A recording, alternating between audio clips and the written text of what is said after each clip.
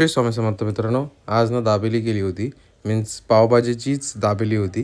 तर मी शेव वगैरे सगळं आणून ठेवलं होतं आणि ते मम्मी ज्यांचा तयार करत होती आणि सोनल जेवत होती. कारण की आम्ही थोडंच खाल्लं पाव वगैरे आणि हेच होतं फक्त आपलं पावभाजी जी दाबेली टाईप केलं होतं. मग रात्री वरती आलो, सोनल वरती येत होती आणि थोडी सोनलबरोबर मी मस्ती करत होतो. कारण सोनलला खूप मच्छर येत होती, खूप मच्छर झाली. आणि मग बाबू पण इथे खूप मस्ती करत होता खाली. बाबूची मस्ती आणि आजीची मस्ती, दोघांची मस्ती चालू होती खूप. नंतर वरती आलो परत आणि मग वरती बाबूला झोपायची एवढा प्रयत्न करतो पण बाबू झोपत नव्हता.